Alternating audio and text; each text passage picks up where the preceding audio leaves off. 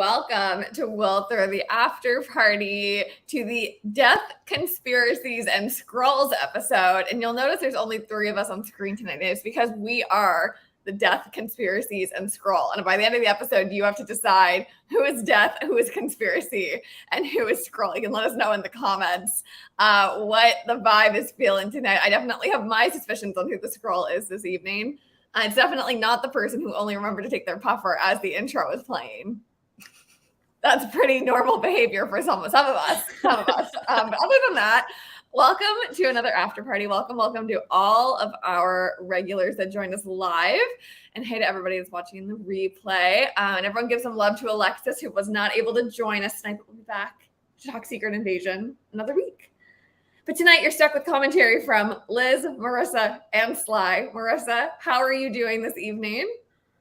I'm good. I'm great. I spent the afternoon dressed as a princess playing with toddlers, and now I'm here. I've had a shower, I've had some coffee, I'm ready to go. And rocking a very after-party appropriate Genovia sweater, which we love. We represent. Love. Yeah. And Sly is very on brand this evening, combining everybody's special interest into one spectacular background. Yes, of course. My background for the evening is this wonderful graphic of random hockey players as various Taylor Swift eras, a la the Eras Tour poster, which is from a really great article by Sarah Sivian, where she did like a mailbag article or whatever, and one of the questions was Taylor Swift lyric for a team, and she did every single team in the NHL got a Taylor Swift lyric, and my beloved Kraken got my beloved song Enchanted, and it was just so perfect that I had to represent it in my background this evening. It's so good, and the poses are so perfect for the eras that they were assigned. So it's you really slayed. You really slayed. I'm rocking a Paddington 3 announcement that if you did not know, Olivia Colman was announced this week to be a part of the Paddington 3 cast. But this photo side by side led to so many tweets. One being, "This looks like Paddington's coming. This Paddington's coming out to Olivia Colman in this scene," and I just like it was. This looks like she's helping him come out as bisexual. Iconic. Which of course is exactly what happens in that photo in Heartstopper. I was also screaming because there's so many photos of Olivia Colman out there. Like there's endless, but like this was the official Paddington 3 appropriate Olivia Colman, like soft sweater, nice smile on face, not like the very cold hard queen of England kind of. Anyway, so I really had a giggle when I saw it. There's a lot to unpack here. Welcome to everyone watching. Hello, Sylvan, Leah P, Bunky is here, Finn22 is here. Everyone's here hanging out. It's so good. We've got a lot to cover tonight. We're talking Secret Invasion, which is the new series from Marvel. But before we get there, let's talk about what else we've been enjoying this week. And as usual, when a co-host is out, their respective spouse will be covering the notes left by the one not here. So Sly will be filling in for some of Alexis's notes this evening. But I'll get us started because I have a very short list. Because the last season of Never Have I Ever is out on Netflix, I decided it was a perfect time to start season 1. Mm-hmm. I saw how the show ended and thought, how did they get there? So now I spent through season 1 in a weekend, and I'm going to start season 2 promptly, and I'm having a really silly, goofy time watching it. Very silly, goofy, fun high school drama show. It has some real themes and shit to it, but I'm having a silly, goofy time with it. So that's what I've been enjoying. Marissa, tell us what you've been enjoying this week. The main thing is The Good Witch, which is Maisie Peters' album that just came out yesterday. And I wanted to say, I don't know. There was something I've been playing it nonstop, but there was something in my brain that was like something about turning that dial, something about records. I don't know. I've been listening to the album a lot. Ignore everything else I just said. I also saw West Side Story yesterday at the Lincoln. I've been with children all day, guys. I saw West Side Story last night at the Lyric Opera House here in Chicago. And then I think, honestly, the thing that brought me the most joy this week was that I finally got tickets to the Wednesday night early screening blowout party Barbie movie I will be there. So who else has their Barbie tickets? Let us know. We need to really coordinate who is seeing Barbie when, so we can have some spoiler tweets, spoiler-free tweets, memes, the whole shebang. So let us know when you're seeing Barbie. I'm seeing it in Eastern time on Wednesday, which I actually was hoping. Oh, you're seeing it before me. No. I'm in Toronto. So I thought if I was seeing it here, I'd be seeing it in Atlantic time, and I'd really be seeing it before the rest of y'all. So it's actually a little bit better because it means I have less time to spoil it for everybody else. Okay, people have their tickets, Bunky has tickets, Sylvan has tickets. Okay, we're really going to have to figure out our Barbie after party promptly. Okay, actually, but it's okay because Liz will still be in the theater when I go into mine because it is over an hour long and we will only be an hour apart. Everything's going to be fine, guys. Everything's the going to be sweatshirt great. I did not purchase myself. It was a gift. So I probably Etsy. I don't know. Oh my God. Okay, so no early screenings near Sylvan. Finn got July 18th. How did you get July 18th? Ooh. That's like secret. Excited for you. Okay, Sly, what have you been enjoying this week? Well, first I'm going to kick off with what Alexis was reacting aggressively to in the doc, because she had a lot of thoughts, and then that was promptly replaced by news that I found out via Discord, was that Connor McFucking David got engaged, and Alexis has a lot of thoughts on the denim suit and the very colorful stripy socks he was wearing at the time, and the Discord in has been having a lot of fun roasting the ring choice for being a very large gem with like 3 baby prongs. And that's the choice. I'm gonna pull up the photo while you're talking, so just give me a few minutes here. Other breaking news by our close personal friends in hockey today, actually. My second favorite Swede on the Kraken, Jesper Froden, announced that he's signing with a Swiss team next season, which is very sad for me personally because I won't get to see him on the Kraken again. But good for him. I am pro athletes doing what's best for them and not in service or loyalty to the teams that don't care about them besides what they can provide for the teams. So like good for him, but like sad for me personally, my close personal friend Jesper Froden, who doesn't know I exist. One thing I super enjoyed this week was the Seattle Storm accounts. Sorry, you can show up. Yeah, that's a fit.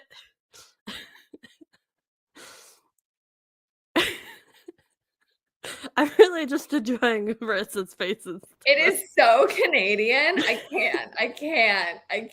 It's so... I don't even have much to say about the outfit. My face was for the ring because I could not imagine what you were describing appropriately. Okay. You know what I will give props for? If you're going with this diamond shape, if the point's coming up, it gets stuck on things. If it's pointing down, it's not going to get stuck on as many things. Know what I'm saying? And I don't know if that's why they chose that, but I do think it is being worn correctly. Oh yeah, that's also yeah. Yeah. Wow. Hooray to the happy couple. Yay for that. Good for okay, them, please continue. I guess. The Seattle Storm has been doing a bunch of like promos for campaigning for 2 of their players to be nominated for All-Stars, which is great and fun. However, somebody on their socials team pitched and created gorgeous edits in the style of a Pokemon like playing card, where it has like the player like nickname and their like stats as attacks, and this like gorgeous video for both Jewel and Ezzy.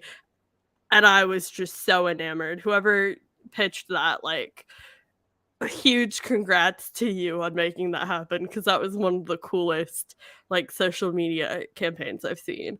And finally, in sports news, because I've been turning this into a sports podcast, I'm just really impressed at the commissioner of the NHL, Gary Bettman, outing himself as being pro-cancer and anti-military. That's a bold stance to make, and I think that's the only news we should be taking away from what happened with the NHL Governors Board this week, is that they are pro-cancer and anti-military. Excuse We're not- me for my ignorance. What does Okay. it mean to be pro-cancer? What is I that? would love for somebody to ask Gary Bettman that to his face, because if you haven't been around, the governor's board decided to disallow any themed warm-ups for hockey games for the next season. Of course, that includes the Hockey Fights Cancer, the military appreciation. I mean, there's also, like Pride Nights and like Mexican Heritage Night and Indigenous Peoples Day. But I think the ones we should really be focusing on is hockey making a bold anti-military stance. And I respect that. I mean, not to get political, but when you think about how much the U.S. spends on military, I feel like that is a big statement to make. I'm a lowly Canadian trying to talk about feminism in the Marvel Studio universe. So I shall just leave that thought right there. And then the last thing enjoying this week. The last thing I've been enjoying this week is I like offhandedly decided that I should bully JJ into making a Seattle trip for PAX. And in doing that, I started to create a list of like all my favorite things to do if you're visiting Seattle. So with that, my rant for this week is things to do in Seattle that are more fun than an $80 elevator ride. Real. Very timely with news this week about fun things to do in the sea as well. Oh, I did write like SEA, like the city. Yeah, no, but you have things in, I'm going to put it in the comments for people. This is what Sly has in wrote. Things in C. So I thought that's why I understood it was Seattle.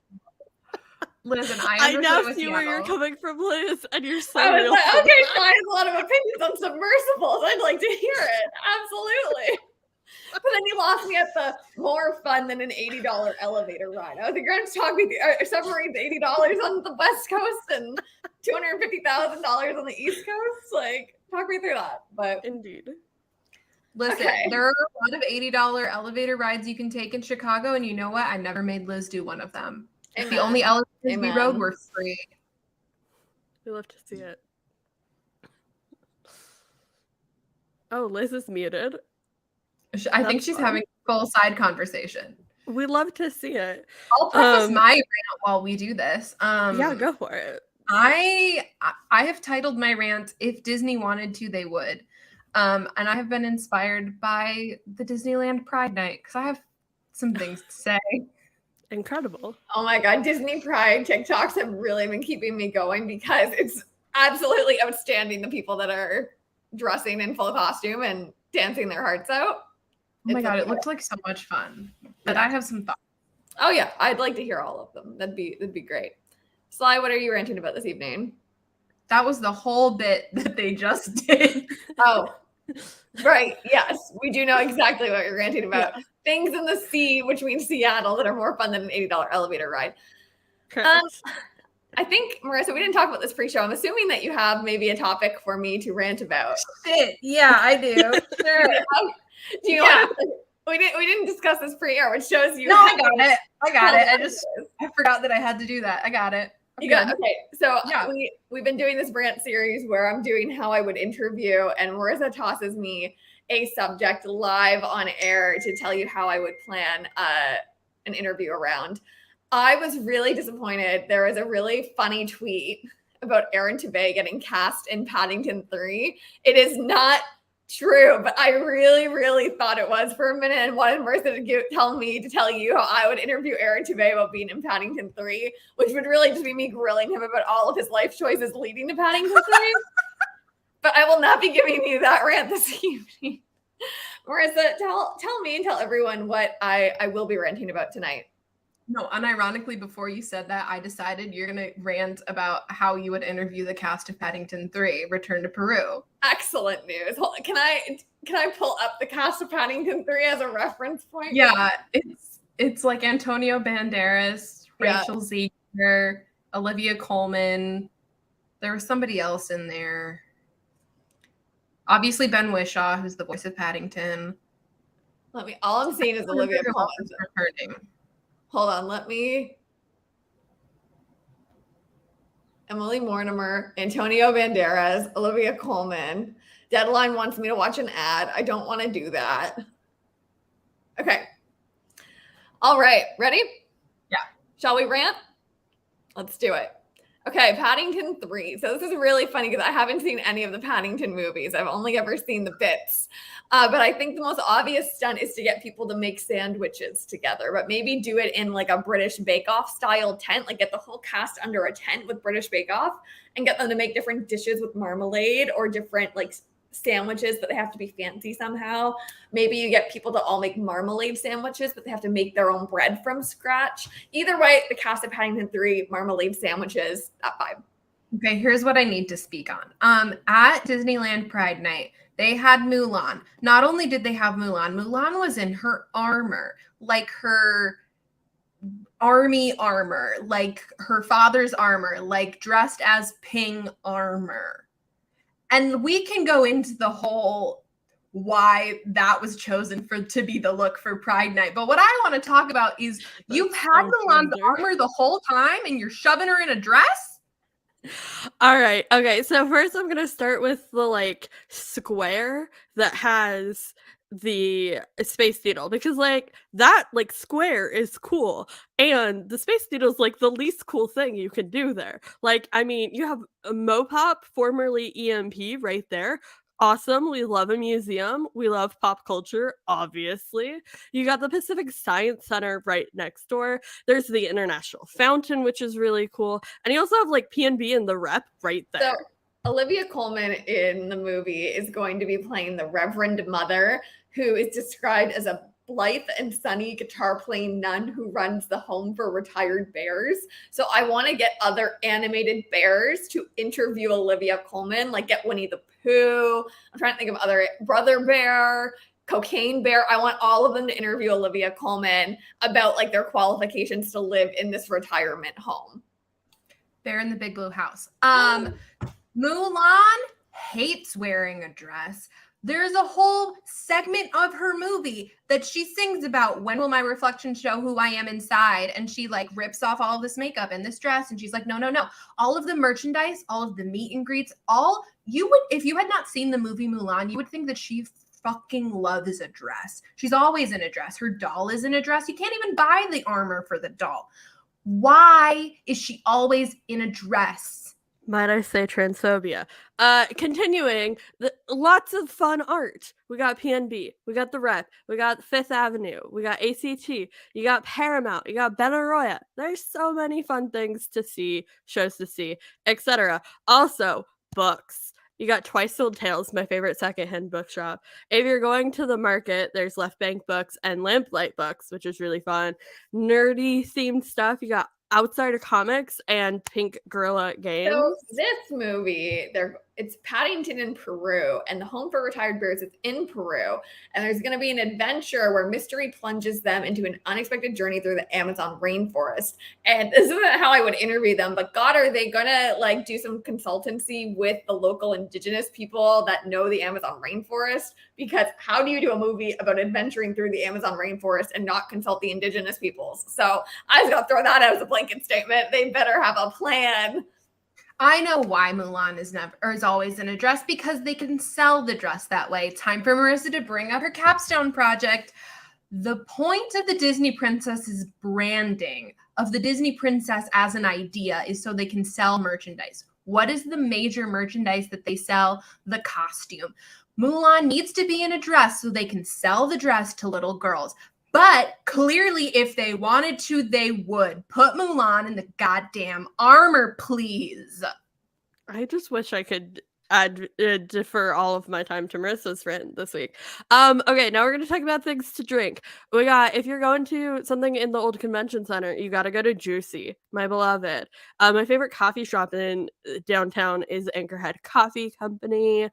You also have Mountain Ale Espresso, which is like my backup. I've never been to this place, but I walk by it all the time when I'm in Cap Hill. There's a cat cafe called Neko in Cap Hill, and I've always One wanted of to the go to most it. famous Paddington stunts was when Paddington had a marmalade sandwich with the Queen. And that makes me think there's going to be some kind of royal family Paddington 3 thing at some point in time. And I think it would be fascinating if Paddington met with a royal that was not the king. Like, what if Paddington met with Harry and Meghan? What if Paddington met with like the grandchildren of the king?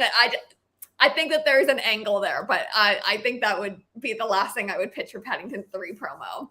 Okay, I had to pull up my list of the characters that were at Pride Night because we need to talk about them. Cruella de Vil, Jane Porter and Turk, sure. Why? I don't know. Goofy, Princess Tiana and Louie, Donald Duck, Daisy Duck, Clarabelle Cow, Pride Icon, The Mandalorian with Grogu, Rey, C-3PO. Those all make sense. Mickey Mouse and Minnie Mouse, Mulan and Mushu, Ariel from the live action story, Anna, Elsa and Oaken, Tinkerbell and Friends, The Muses, Maleficent, The Evil Queen. And then we have Fastos and America Chavez, the two gay ones. Like drinks, there's the Pine Box and Vaughn's and Wild Rose. And then for food, if you're doing a con, Cafe Yum is a must. Kazuki Ramen is also great. Dozone is a religious experience, and I stand by that. Noi Tai is one of my favorite Thai restaurants. And then there's Honey Hole if you want sandwiches. And for lard tamales, I think it's a truck. I'm not sure about that. It's on my list to go to. And those are my Seattle recommendations. There's more, but those were the ones I could get through. Just a wrapping thought. I think most of those characters made a lot of sense. They are either queer icons or they're just staples of the Disney brand. But just throwing in America Chavez and Fastos is just funny to me. And they weren't even in Avengers Campus. They were in Disneyland in Tomorrow, like in a full other park. They were just like, oh, and I have the gay ones. You're welcome. So happy Pride. Can we talk about some exclusions from that list? There are some glaring omissions that I think the internet's been very clear about. The one that I am the most, I think in general, the Emperor's New Groove deserves more representation in Disney parks. Mm-hmm. But how do you not put Yzma, Kronk, and Cusco in the Pride Parade? Yeah. To me, that's like batshit crazy behavior that the Emperor's New Groove doesn't have an entire situation. That movie is everything. The Emperor's New Groove was his favorite movie. It is my favorite Disney movie, but it's like, how do you not put Yzma in the Pride Parade with the villains? No, that's real. Right? Yeah. I don't know that Yzma has ever been in the parks. Queer icon. Really? Yzma deserves way more from Disney parks. Like, just put her at a photo where you can pull a lever with her. That would be great. That'd be excellent. The other character that, oh my God, sorry, it's slipping my mind now. There's another Disney character. Was Ursula on the list? No. Crazy behavior. Also a queer icon. Yeah. And literally modeled after drag queens. Yep. Yep. Reminder to watch the Howard Ashman documentary on Disney Plus before it disappears forever. Happy Pride! Loki would be the other one that's shocking to me. Yeah. Yeah, but they're trying to brush that one under the rug. Yeah, I guess. Even though the bi-lighting in that episode of Loki was like very evident. Mm-hmm. So like, what characters do you think are missing from the Pride Parade? A bit about bi-lighting. It's just a nice little queer sandwich. Yeah. Yeah. I would agree with all of those. I, for some reason, can now that you've asked me that question, not name a single Disney character to save my life. So where's sorry, my lighting just got really weird. Where is our Queen from Genovia? Never made an appearance. Really should be. Right on. You're telling me that wasn't a thing? Like, oh, my Disney posted that and I was like, okay. Oh my god. Lots of demands. We will send our demands in a written signed letter to Disneyland about additions to their grade. You follow me on Twitter. Every time I go to the parks, I start tweeting at the CEO to make it better. Put Marissa in charge of Disney parks immediately. Alexis had a really iconic rant outlined that we won't spoil for you, but please tune into future episodes of We'll Throw the After Party, where hopefully we will hear Alexis's incredible rants related to her brilliant ideas for how people can do things better, which is always a treat. But now let's get into the topic of the show, which is Secret Invasion. Ooh, how exciting. Let's start with a rowdy recap, shall we? Shall we put a timer on and see how we do? We haven't done one of those in a hot minute. We'll see how it goes. Been a minute. And I closed the tabs. Let me know that. Here we go. Oh, the timer never left. There it is. How do we do rowdy recap? We're gonna go really quick, and we're gonna tell you how many things we remember from the episode. This is your spoiler warning for Secret Invasion episode 1. If you haven't watched it, spoilers start now. How much time are we putting on the clock, team? Usually we have like 2 minutes? 2. Question mark? 30 seconds each. I think that was it. 30 seconds each and 30 minutes of chaos where anyone can talk, and then we'll hit the 2 minutes. How does that sound? 30 minutes of chaos. 30 minutes of chaos. Yeah. 30 minutes. Exactly. Let's go. Okay. We're on the same page. Excellent. Okay. So the episode opens with a sequence with Agent Martin, who's what's his name in this show? Ross? Is that his name? Ross, yeah. I really didn't pay attention to the opening, and I tried to watch it twice because the first time I tried to watch it, the color gradient was all wrong and it was inverted and I couldn't see what was happening. And then I started over, and then I was bored when I couldn't see what was happening. But anyway, there's a whole sequence, and you find out he's a Skrull because he gets hit by a car and he dies, but it's not him, it's a Skrull. And then then Talos shows up and he's like having a little chat with Maria Hill, and Maria Hill's like, we need Fury to come back right the fuck now. And then Fury makes a very dramatic entrance with like a blinding bright white light that like you see in every alien invasion, but it's actually just Fury coming back from space. And then what happened? My notes are not being very helpful. Dermot Mulroney's president. Yay! All right, we got a bunch of like backstory dump about what's been going on with the Skrulls since we last saw them, which I have lots of feelings about. Agent Prescott, our conspiracy bestie who got in the opening, had intercepted like bomb schematics, and then there's this like group of like defected Skrulls who are what are they? They have like a revolution, and they live in the community, and they put humans in refrigerators. Hence Marissa's background. This is where I started to pay attention because I was scarred watching this. And the Skrulls take the human brains and faces and become those people, and then we're not gonna say the words. We don't want to get banned, but they throw a big party. They well, let's just keep going. Let's just finish that episode off strong. They go boom, boom, boom in the town square. Yeah, boom, boom, boom in the town square. Yeah, I think that's it. I think we got it. We got it. Yeah, and then they go boom, boom, boom in the town square. Amelia Clark's good, but also bad, but also good. And then Maria Hill dies. Yeah, and Amelia Clark like betrays the Skrull community to tell Talos, her dad, what's going on, but then actually fakes everyone out. Oh, you said that? Oh, I wasn't. She was good, but also bad, but maybe. That's my bad. My bad. I paid. Oh man, we'll get better at this as the show goes on, but we're a little rusty. We're dusting off the wheels. Ooh. See, it's because Alexis isn't here. Alexis would have been able to do that herself in 30 seconds. And I had Alexis's notes up, and that's how badly I did. I had great notes. I just couldn't figure out how English words worked anymore. My notes are not helpful. I do want to propose a recommendation for this season, if you'll have me. I think we should refer to it as boom boom pow, but then have a graphic we can pull up of Fergie going boom boom pow, and that's what because that's Yeah. but a little bit clearer than boom boom in the town square, because it might not always be boom boom in the town square. It might be in other places. So we should just have Fergie that we can pull up saying boom boom pow. Yeah. Let's actually find the video clip of that we can upload into the thing for future episodes. But for tonight, we can say boom boom pow. Okay, so before we get into a toast, let's do some quick high level thoughts of what we thought of this episode. I did not enjoy it. I did not enjoy myself. I was a little bit bored. The pacing felt a little weird to me.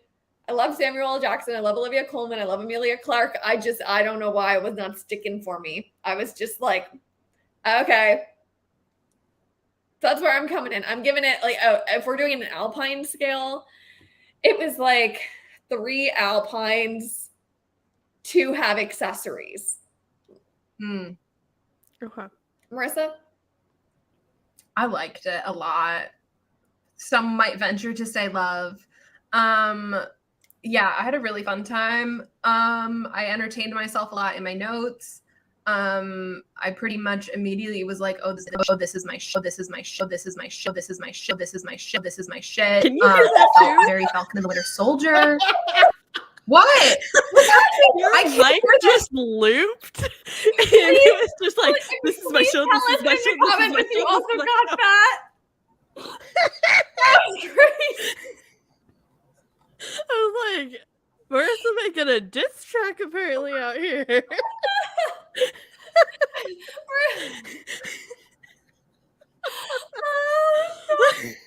was a shit. It was a shit. It was a shit. It was a shit. It was a shit. I'm scared to talk now. I don't know what happened. Okay. Oh, that was funny. Marissa, was it the shit? It was my shit. That's all I was trying to say. Okay, I think we got that. We're gonna have to put that in the highlight reel, please, when you're editing it. You're gonna have a joy watching that back. It was, I gotta see that back, man. Okay. How many Alpines do you give this episode that was the shit? 4. Got it. Room for improvement, but Strong I was start. really entertained. Oh my god. Ooh, okay, I'm still trying to get over that. Good thing I took my puffer before the episode started. That was wild. Sly? Okay, so full disclosure, I was really excited for this show, right? And then Marissa was getting really excited for the show. And I went, oh no, Marissa and I have agreed on one thing ever in our lives. And then I all week had psyched myself up so much that I was afraid that I was gonna have such a major letdown when I finally watched the episode. So this morning, during my coffee, so the attention span wasn't quite there yet, I finally put it on, first thing when I woke up. I put it on the big TV and I sat down and watched it, and I had so many feelings, I had so many questions, and I have so many notes in the doc, and overall I had a great time. Yeah. And I don't know how much of that was actually enjoying the show, or how much of that was me having a million questions I need answered right now immediately. But I would give it a 3 and 1 Alpine without accessories. So our equivalent of a 3.5. I can't fully commit to a full 4 yet, but I had a great time. So not knowing where Alexis rates it, the We'll Throw the After Party Alpine average is a 3 with accessories. 3 we don't do a quarter cat around here. So 3 Alpines and a 4th that is only wearing the heart-shaped sunglasses. I think that's a solid start. That's a solid start. A round of tacos in the chat, and let us know what you rated episode 1 as well. Okay, let's do a toast. I'm gonna need to refill soon, which is shocking for me, but Ready for this? Chris. Perfect. Cheers. What do you got? A grapefruit Spindrift. Spindrift, beautiful. Yeah. Not sponsored, but they should sponsor us because I do drink them every show. Beautiful. So, Marissa, what do you got? I've got how many hours old is this? I don't know. 4-hour-old Starbucks? Excellent. Beautiful. I've got water in my new pink glass from IKEA, which I'm really thrilled about. Cheers. Iconic. Yeah. All right. Let's do a toast. Shall we start with Alexis's? Yeah, Alexis is toasting to Liz sending her trigger warnings before she had to watch the episode. Cheers! Cheers. Woo! All right. I am toasting to I want to give you the context directly from my notes when this happened. So this was when Amelia Clark goes to Talos, and a bunch of people are saying Talos, and a bunch of people are saying Talos. And I was getting really annoyed with the inconsistency. And it was right before another Skrull died. So I'm like fighting with myself about Talos and Talos and trying to understand the Skrull of it all. And then I go, oh, I have pizza in the fridge. Thanks for remembering you have pizza in the fridge while there's a very, very serious political debate happening about Skrull Nation. Cheers. Cheers. Cheers. It was really good. I ate it cold. Nothing better than like Domino's cold the next day. That's like top tier pizza to me. It's either hot, like straight out of the oven, or it's cold the next day. So I had a thrill of a time. Marissa? Not to be controversial, but I do actually prefer the day old cold, little bit dried out pizza. That's my ideal pizza. You and me. Wow. I don't like cold pizza at all. Another example of Fly and Marissa never agreeing on anything, folks. We promise you a range of opinions on the show. Diaries and Secret Invasion. That's all we've got. And a lot of mutual respect. That's all you need. That's all you need. Marissa, what are you toasting to? I'm toasting to spy shit. I'm toasting Hell yeah. to Olivia Colman being a sneaky little sneak.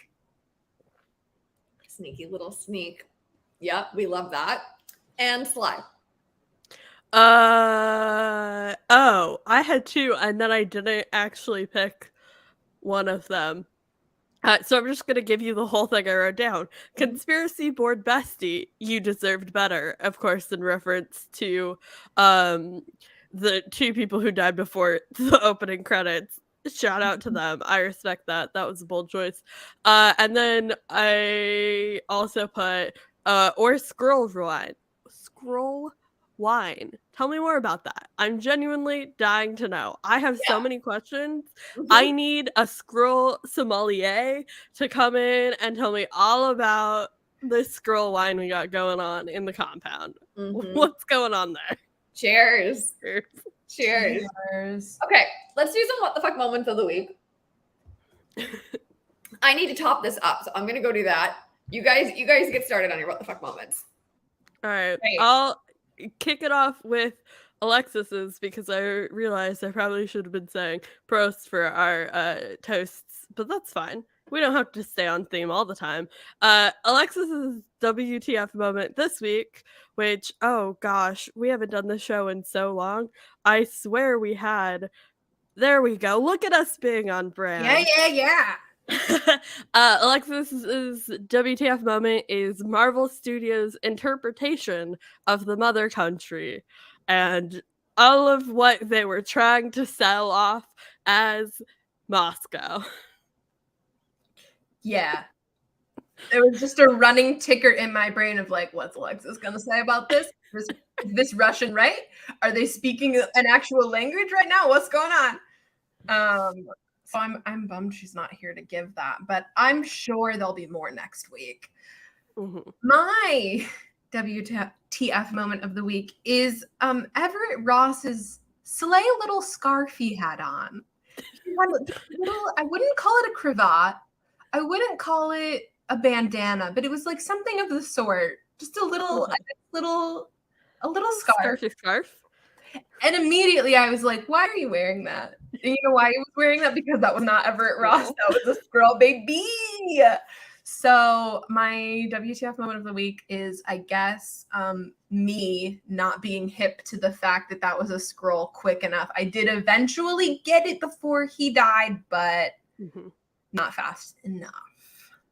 I will say, to the Russian, A, my Russian is very minimal and also very old and not great. And B, I am so deaf.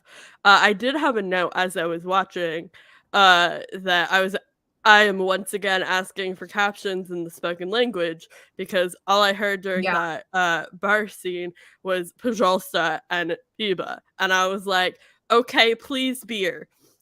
Great. Would love to know anything else he said in that sentence, but I was too deaf for that. So yeah. Yeah. And then I have to scroll all the way back up to the top. My WTF moment of the week. We're gonna stall real hard until Liz we gotta comes stall back. because we built in a transition and Liz has to go first. We really did. I will preface this for no reason whatsoever that you might notice that my green screen this evening is a refrigerator. I am inside a refrigerator, and we will maybe great talk about that later. I don't know why. I just like, I love that for you. Very refreshing, you know? Yeah, it's cold in here. I was outside a lot today. I'm just like getting some nice natural air conditioning. Great. Yeah, you know, it's Marvel's favorite place to put their women characters, you know? Just a nice, chilly, sometimes it's like a shipping, like one of those transport refrigerated boxes. They love to put women in those, you know? Liz, we were riffing until we could get to your WTF moment because we realized we hard built in a transition to mine. Yeah, I've been on quite the adventure. The first thing I did was I turned off my camera. I stood up and immediately tripped over the fan right beside me, like just full on. And then I went to the kitchen and I refilled my water and immediately spilt it everywhere. Oh no. It doesn't look like as much damage as it was, like everywhere. So then I had to wipe it up or else I was going to forget and I was going to trip on that later. And then I had to refill my water because I just spilled it all everywhere. And now I return to you, a humble co-host. Welcome back. We love to have you here. Thanks. That's where I'm. I gotta fix my fan because my fan is now not facing it. I tripped over it. I'm doing great. It was great. It was a great night. Okay. My what the fuck moment of the week, other than that entire last 5 minutes of my life, was the AI title sequence. Yeah. Mm-hmm. Yeah. If you don't know, folks, the title sequence was made entirely by AI. This was one of my points for later on in the show. But I did wonder, have we received confirmation on what the source images that AI was trained on? Do we know if those were proprietary images or if they were stolen? Because that will change my opinion if we ever find that information out. I just think that Kevin Feige is making more and more sense to me by the day. Project by project, I understand Kevin Feige on a unfortunate spiritual level because of things that I have seen and the choices he is making as it relates to growth without thinking about human impact. Constantly bamboozle us on this show and then put in the context of how a man like him thinks makes perfect sense. So of course Kevin Feige said use AI on the title sequence and I will sign off on it. Read the news. That's what everyone's saying right now. Use AI and I will sign off on it. And it's you have such also just like it's not that good. No, it really wasn't. In comparison to like almost any of the other shows, I was like, what are we doing here? Hawkeye, Ms. Marvel, beautiful. She-Hulk. Loki. I love the Loki logo. Like What are we doing here? How do you go from the beautiful artistry of WandaVision to AI? Yeah. It's big what the fuck. But also Capitalism, coming baby. Capitalism is just tap into the rhythm. Yeah. Lots of notes we're hitting for this week's highlight video. It's excellent. If you don't, please, if you see Marissa posting the highlight video from any given episode, make sure you give it a like on whatever platform you find it on, because Marissa works really hard to find the most chaotic beats and posting them for the whole internet to see, including all of you, to relive every episode in a minute or less. Okay, Sly, your What's moment. that? My WTF moment of the week is them fridging not one, but two of my favorite baddies in one episode. Of course, R.I.P. my girl Soren, who didn't even get the pleasure of being fridged on screen. That just happened in an off-screen conversation, and I am not here for it. And of course, the most notable Maria Hill at the end of this episode. And with that, I'm going to throw it over to Marissa for the reinstatement of everybody's favorite segment, the feminist rant of the week. Okay, listen. Was I surprised? Yes. Oh no, don't make me no, please. Please no. Okay. Was I surprised that Maria Hill was yeeted? Yes. In retrospect, no, not at all. Okay, here, listen. I thought maybe we had evolved since this moment. I thought like maybe we weren't going to get rid of the only female character in relation to the male character to motivate his story further, so he would have some sort of emotional boost. I just thought maybe we had moved beyond that. You know, we mentioned we've got WandaVision, we've got Ms. Marvel, we've got She-Hulk. We've been doing interesting things. Why did we have to do this? And listen, there are two parts of my brain, because the one part of my brain is like, well, if it was going to be anyone, at least it was Maria Hill, because they never gave her a moment to grow. Did I think that this was going to be a Maria Hill redemption story? Yes, I did. I thought she was going to finally have her moment to be more than a Bluetooth speaker. But that moment never arrived. And honestly, in that sense, I'm glad they got rid of her, because if they were just going to keep dragging her along to do nothing but answer Fury's questions, great. But the way in which let's sprinkle like just one thing on top of this, which is this tweet from the press run. Colby Smulders says Secret Invasion allows for the most depth I've been able to show of Maria Hill. And I don't think that's a lie. I think that's true. I have two branching thoughts off of this. The first being, they used Maria Hill for the majority of this episode as set dressing, and when she was not set dressing, she was flatter than a cardboard cutout, and was only given emotion in that one scene, the Tress scene, and that's the only like bit of anything we got from her. And from that, I have two branching thoughts on where this character will go post episode 1. One is that was never the real Maria Hill, because she was so cardboard shaped the entire episode. And the second is off of Bunky's comment here with the Agents of S.H.I.E.L.D. connections. I was also very scared that they were going to Tahiti her. So those were the two thoughts I had after this episode about where she might be going. And I hate both of those options. Genuinely. Like, both of them are terrible. Here's my thought building off of that. Regardless of the options from here, take that plus this equals this should not be the bar for women in the MCU.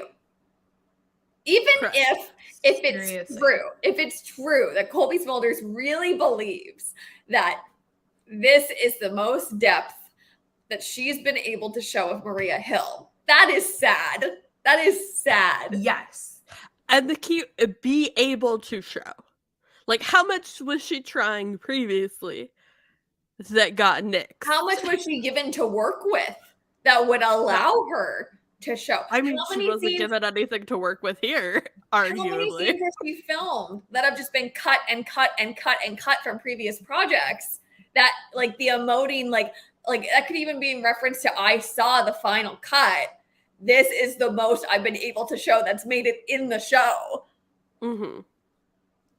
Yeah, like, and we have Echo as one of the next major projects. We have the Marvels as one of the next major projects. And this is what we're saying about some of the OG women of this franchise.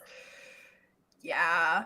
The fact that I don't disagree with her statement, I think that's probably true. And she's been in the MCU for at least 12 years. And the most memorable line of hers to me is, "He's fast and she's weird" from Age of Ultron. That's deeply sad. It is an iconic line. She gives an excellent delivery.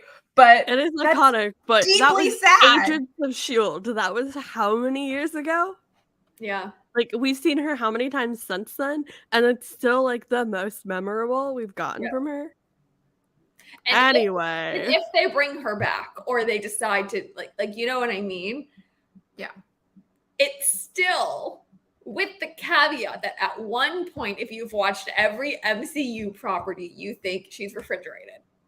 Like, women cannot exist in this franchise. And when they do exist, they're not given anything to work with. And when they're given something to work with, it's because they're about to be refrigerated.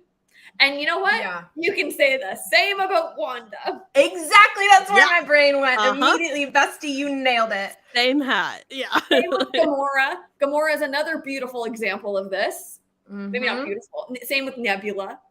Mm-hmm. Natasha had to die before she could have her story told. Like, the thing about Maria that really gets me is, like, I think she's gone.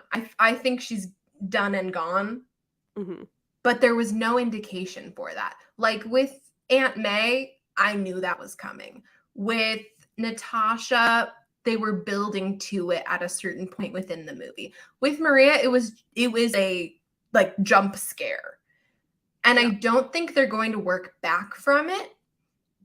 But because they established it as such a, like, oops, surprise, I'm like, are they going to do the, like, Winter Soldier thing where Nick Fury dies on the table and turns out to be alive 10 minutes later?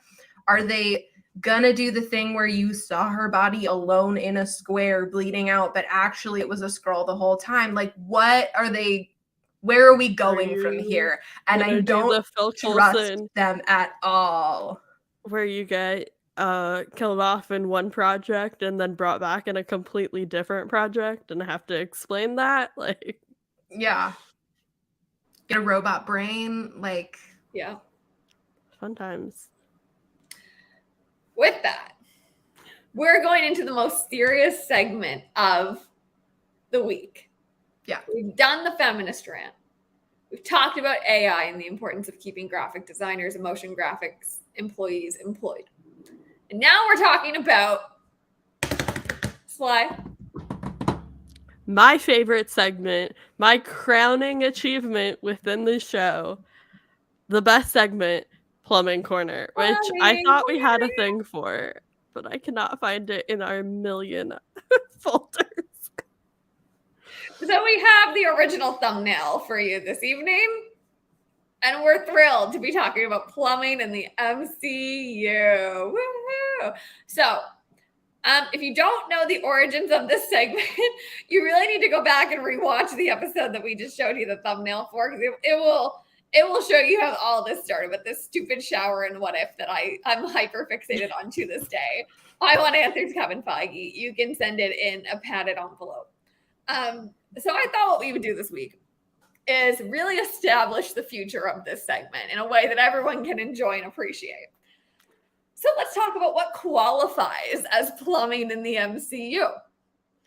To me, and I'm open to additions to this list, plumbing includes showers, sewers and drain pipes, bathrooms, faucets, kegs, and bars. Like if you go to a bar sequence and someone's got like a situation, there's plumbing involved there.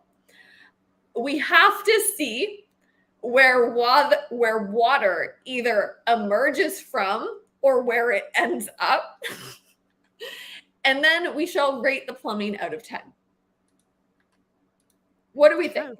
Or we can rate it on the Alpine scale. That's probably better. Rating on the Alpine scale. Any additions to plumbing corner that we would like to throw in? There we go. I think just like, I don't know if this is encapsulated in your list, but I think about in Civil War, noted, the scene where like Bucky comes to and they're in that warehouse and there's like the sound of water dripping and it feels like there's like a rusty pipe. Like, I feel like ambient water. Ambient water.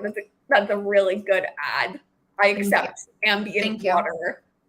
Slag? Oh man. Yeah, I would say if there's any fun like water related structures, like a water tower, an aqueduct, I think those could be nominations. Or, you know, like a well. Like where's the water coming from to the plumbing? Sources. Yeah. Water sources. Yeah. No, I accept that. Absolutely. Are there things that don't qualify that we want to flag? And also, if you're watching, please feel free to chime in the comments here because we want to make sure this is a robust framework. I feel like water fountains, like a drinking fountain. Yeah. I feel like that doesn't qualify. Okay. Yep. Why? It just feels like water as a beverage is different than water as a plumbing. Yep. Mm-hmm. Mm-hmm. Does that jive with anyone else? Yeah, I did write water foundation in the notes. This lie is very lovingly. My dyslexic ass is trying so hard to spell fountain. I know. A-I-N. A-I-N. How many after party co-hosts does it take to spell fountain? I also put like bodies of water, like oceans, rivers, like not what we're talking about here. It's not water corner, it's plumbing corner. Infrastructure related to water. Infrastructure related water. Oh my god, wait, we haven't talked about like toilets. Oh yeah. Oh, bathrooms. You said bathrooms. Okay. Yeah. Okay. Yeah. Okay. So before we continue, let's talk about what plumbing existed in this episode. Mm-hmm. I think none. There was a bar sequence, but there was no plumbing in this episode. I don't think so.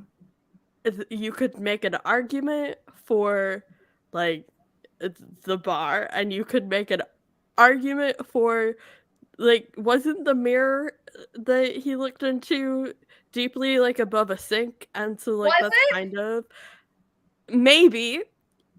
Mm-hmm. But that was the only moment I could picture that was even closely related to plumbing corner. I think, didn't their like safe house have like a open kitchen plan thing? Not enough for me. Not enough. Oh, what about the part where Gaia is running away from Talos and she like climbs out the sewer essentially? Aren't they like... I thought it was a train track. Me too. I thought it was like a subway. Okay, then I guess that doesn't count. Good try. See, if we were talking Spider-Man, we'd have so much to work with because there's always drains and sewers and pipes in Spider-Man, right? Yeah. Mm-hmm. Yeah. So I'm going to give episode 1, Secret Invasion, a resounding 0 Alpines. Not enough. I'd like to see more. And now for the most fun part of where we could have seen plumbing in this episode that would have made a difference. I think Fury could have done like a Neutrogena commercial water to face splash moment. Mm-hmm. And props if it had been in a shower. Like if he took like a hot shower and was thinking thinking Mhm. and like Do the thing where you like have the water go directly waterboarding you in the face. Yep. That movies love to do. Yeah. Yes. Yeah. Yeah. I want him under a faucet just staring at the wall. Like, that would have qualified for me for sure. I also want to see, this is a general note for Skrulls in the MCU. If they're gonna pitch a Skrull line and food, I have a lot of questions about like the Skrull world. Irrigation? Yeah. So what does a Skrull bathroom look like? What do they got going on? I'd like, do they have cool showers? Cool plumbing? I think there's a lot of opportunity there for us to be, maybe they only have mist shower heads. I hate mist shower heads. We found out that our shower head has a mist mode and I hate it. It drives me crazy. It hurts my face. So I'm very pissy about those lately. And I want to know if the Skrulls use those. Maybe they do. Momentarily mixed up Neutrogena with Pantene and thought you were suggesting Fury's classic shampoo. As you should. Oh, that's funny. Samuel L. Jackson completely bald, wearing a hat the entire episode, doing a Pantene commercial. Listen, there's a fanfic for everything out there, right? So, unfortunately, that's where we have to cap shower, plumbing, whatever, plumbing corner for the week. Thank you for your cooperation in this endeavor, and we will see if anything tops this horrific shower that gave us this incredible Bucky moment. Let's talk about other questions we have from this episode. I've raised some already, and I feel like this question left us all with more questions than answers. So if you have questions about Secret Invasion and what it's setting up, toss them in the comments now. We might not know the answer, but we can speculate with you. And we're going to do the same by talking through some of the questions that we had watching this episode. So why don't we go one for one here? Can we start with one to kick it off? I just highlighted two in the doc that we have the same exact question. Oh, we can also use that to draw attention to my notes app apology. Incredible. Kicking it off with the Deafy's favorite moment. How do I pronounce things? Is it Talos or Talos? Because I thought I heard both, and now I have questions. I definitely heard both. I have seen Captain Marvel many times. I've thought it was Talos this whole time. I also and then thought it on was the Talos press the whole tour, time. they're saying Talos. In the show, they're saying Talos. His name is Talos. Why are we rewriting history, people? Every time I heard Talos, I heard Taylor Swift. It just every time I was like Taylor Swift, and now I want our an favorite Eras Tour poster of Taylor Swift. Make it happen, people. Yeah. So it's like, as your hearing friend, as a hearing friend in your life, I got nothing for you. Not one scruffy face. Oh, this is interesting. Is it a split between Americans and Brits? Interesting. I just call him Ben. An excellent strategy. Yeah. I don't know anybody's names, so I'm going to stick to my guns because I thought it was Talos, and I'm going to continue to use Talos. Mm-hmm. So this is my executive decision for the show that we are committing to use Talos. Cheers. Talos. Absolutely. Mm-hmm. Okay, Marissa, why don't you give us a question since Sly and I shared that one? Oh, well, can I just add an addendum to that question? Yeah. I did a very solemn time on We'll Throw the After Party. Yeah. I did already post my notes app apology about this, but I fully mispronounced Gaia confidently many times last week and told Liz how to pronounce it wrong. It's Gaia, like Gaia. Not Gia. It's Gaia. It's Gaia. It's Gaia. It's Gaia. It's Gaia. It's Gaia. I finally got it. It was a challenge to switch my brain over, but it's Gaia. Gaia, like the Greek Earth creation goddess lady. Think so. Yeah. Think so. Sure. See, I don't know. Just what we need in the MCU. More female presenting characters that have names that literally are guy. Like, come on. She's reaching, folks. She's reaching. I'm upset tonight. We've got a lot to be upset about. Here's another one that I'd like to throw on the table. Multiple times we saw the following appear in captions. I'm going to put it in the comments so everyone, I'm going to throw it up as a banner because I don't want y'all to have to look at that in the comments all night. We saw this all in the captions. Anytime a Skrull died, it said squelching. My question for the after party is, what is squelching? It was in the captions. I didn't know what sound it was. Can everyone please do it? It's like a wet sound. It's like a Yeah. It's like kind the of like, sound it when was they the sound of them like rippling apart as they like their soul left their body or whatever. when they like die and turn back into a green Skrull. It's like the sound of the transition. Oh, like the skin changing. Yeah. Ah. Squelching. When your That's skin not changes, how I would have described it, but when your skin changes from a human to a Skrull, it makes a squelching sound. Stranger Things 3 sound. Okay. This is a helpful context point. The sound of when you wring out a wet sponge. Okay. I will be accepting audio. I don't know. On the I just know it's like very wet sound. Like wet and movement. Yeah. That's a deaf person mansplaining audio to you hearing people. You're welcome. I asked for it. That was the question, so I'll take it. Listen, you asked us for help and I gave you nothing, so you can mansplain squelching to me anytime you would like. All right, so now that we have that sorted, Marissa, it's time for you to throw a question on the table. Okay, listen, I didn't have any questions and I was told I had to have some, so I just stole Alexis's questions. And Alexis's questions are very fun. To begin with, what is a must-have item for your safe house? Diet Coke, next question. Well, duh. Lately, it's been over a year now. This is gonna have way too much backstory that you don't need about my life.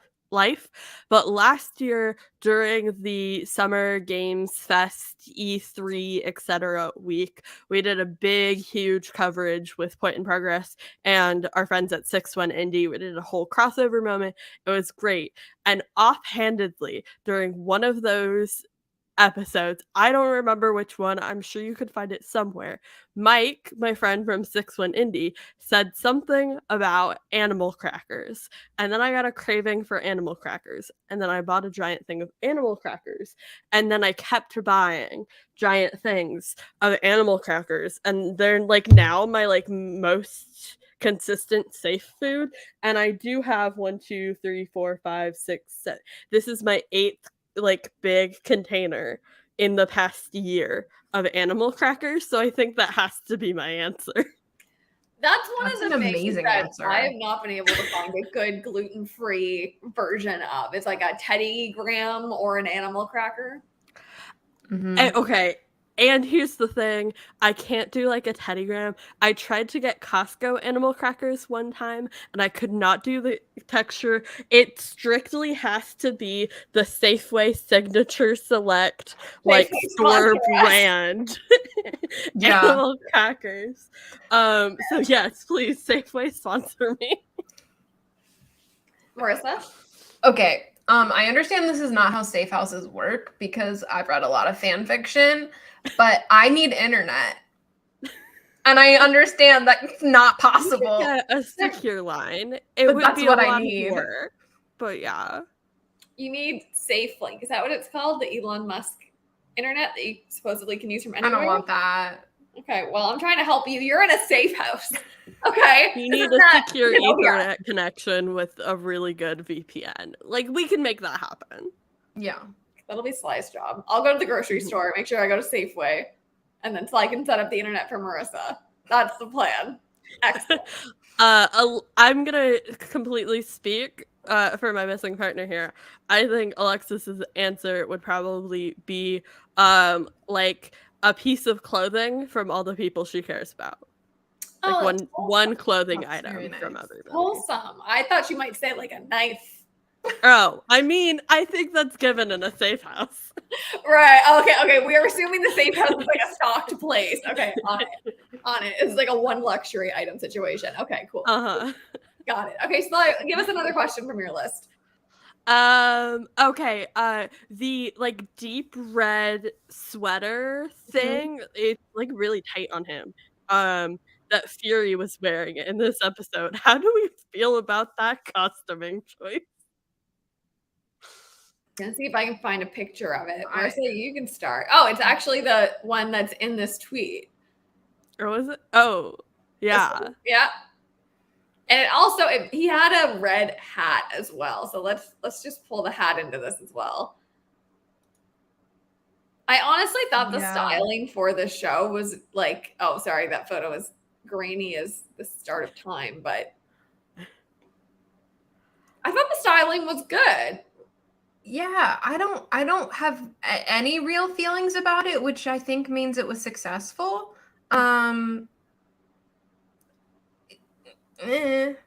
Sometimes I have logistics questions of like, where did you get that outfit? Natasha, why are you running down the highway in 6-inch heels trying to fight the Winter Soldier? That's main question, top of the mind at all times. But like, I don't know. I feel like Liz said she was going to have a lot of things to say about the hair on this show. I feel like overall, this show is very lived in. And like, that seems like a sweater that's lived in. And I like that's good. That's fair. Bunky's I question. thought- Oh, yeah. Bunky's question is, where did he get the sweater? Did he get it in space? Who gave it to him? Pre-Space Fury wouldn't have worn that. It was Slay adjacent. I like fashion for Fury. Yeah. My problem with it is I think it was fitted weird. And like I'm not a fitted sweater person. I like a comfy baggy sweater. That's more my vibe. But it was like weirdly like not tight in like the chest and shoulders, but tight on the arms. I just didn't think it fit him well. To me, it was trying to oversell that we're in Russia. Are we in Russia? Where are we? We're in Moscow. Russia. Yeah. So to me, there were some styling choices and some layering choices that were like, oh, we're really trying to sell that we're not somewhere particularly warm. But yet you have all of the women wearing low cut items. So I mean, if the thing that they're trying to do is present him as uncomfortable and out of practice, I think Sly's read of it is really good. I think they're probably accomplishing what they're trying to do in that sense. Yeah. For sure. All right. Next question. I guess I'll pick one from my list. Here I'm gonna do 2 and 1. 2 and 1. Question 1. TBD. Did Alexis love Olivia Colman's blue couches? That was very important to me when we saw those blue couches. I needed to know where they fell on a scale of vintage kind of cool items. So I thought they were cool. So Alexis can answer that in due time. Followed by were the couches like a blue crushed velvet? Yes. Or am I completely missed? Yeah. That's so queer coded, and I love that for them. Yep.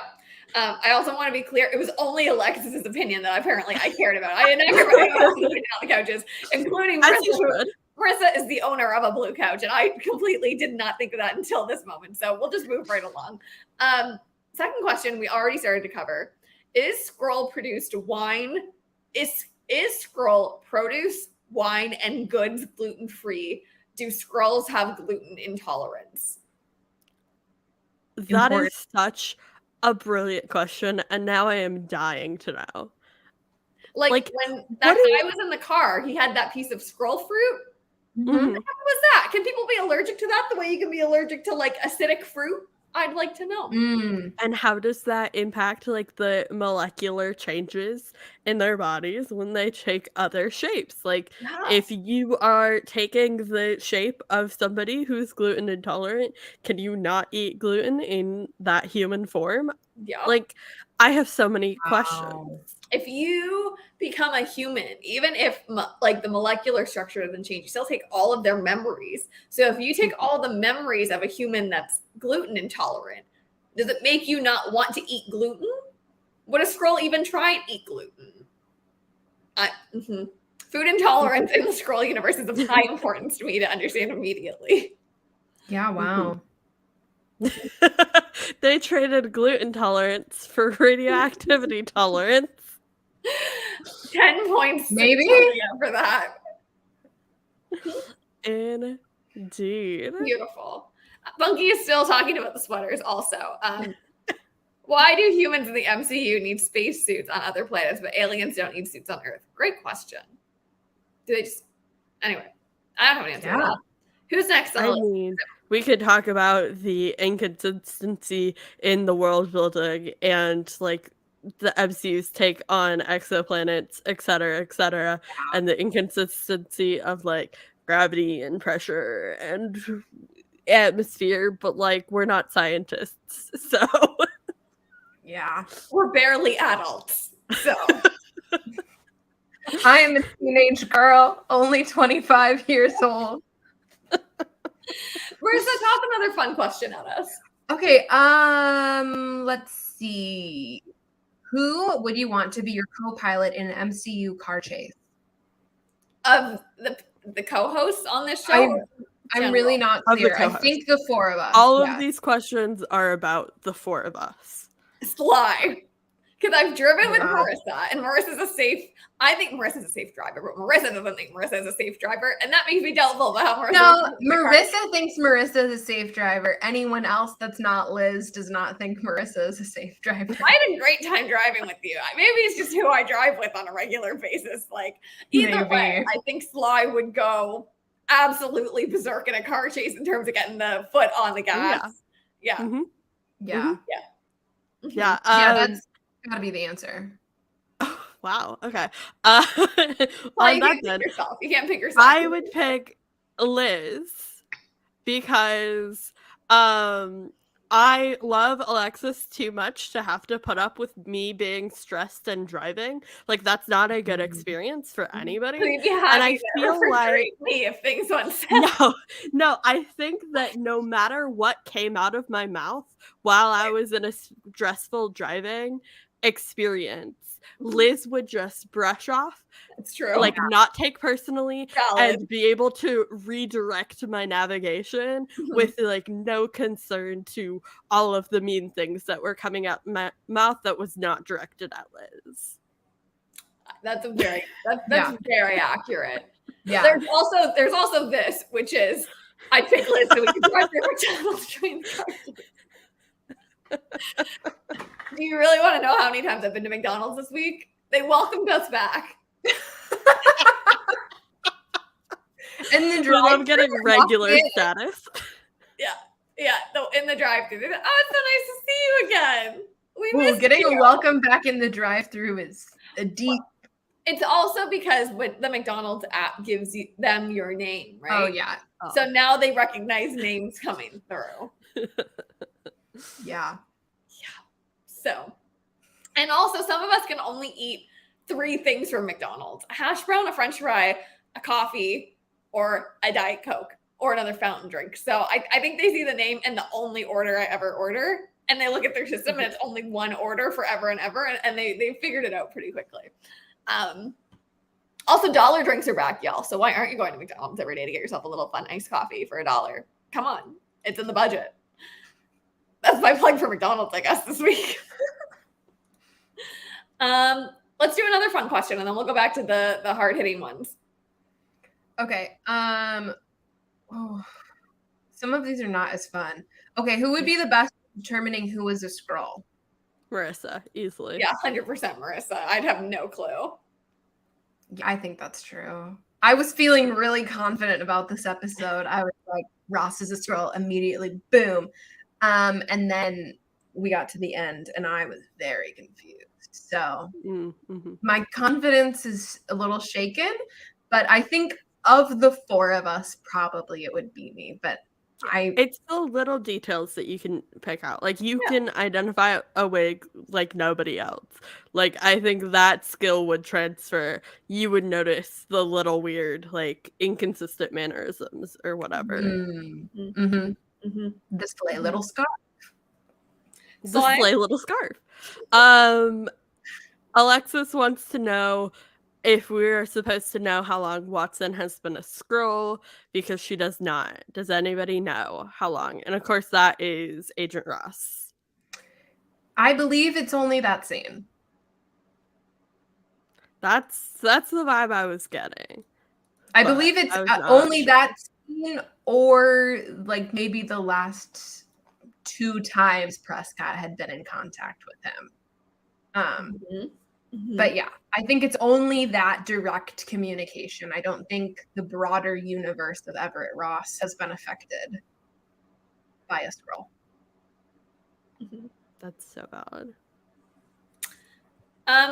My next question. There were many accents in this episode, from bad American to bad Russian. Which was the worst? That whole scene. The opening scene? Yes. Yeah, the opening scene was horrendous. There's just 2 people who are not American fighting for who is going to have the more American accent. Yeah, 100%. It was I also wanted Alexis to chime in on this one, because I think Alexis might have picked up more dialects than I did. So we'll also maybe return to that in a future episode with Alexis if she has thoughts to share. I will say what order we're going in. Sly, are you and I just went. I will say I'm not the person to speak on accents at all, but Samuel L. Jackson's Russian was very jumbled together and not very clear at all, at least to me. And again, like, he had like a whole sentence in Russian, and I could identify like 2 words out of that, and I don't know how much that is my deafness, my limited Russian, or his just like horrible botched attempt at reading the like phonetic translation of what he was supposed to be trying to say in that scene. No, it was not at all giving I was a spy during the Cold War. No. Right? Not even a little bit. Or Samuel L. Jackson. What else do we have? We got another question from Marissa? Yeah. Sure. Who would leave a top secret mission to give info to the other side, or who would we trust to give the info to? Ooh. This is the thing about me that I'm just going to put out there right away. If you don't know this about me, I don't have short-term memory. Like, I don't remember the last thing we talked about short-term memory. It's because I've been concussed so many times. So if you ask me what we talked about on tonight's episode 2 hours from now, I could tell you. But as soon as the show ends, I've got nothing in this. It's like it didn't happen for a little while. So if you gave me top secret information and I did not have to relay it immediately, that'd be good. But if it was a time-sensitive matter, do not relay top secret information to me. No. Yeah. It's not going to be me.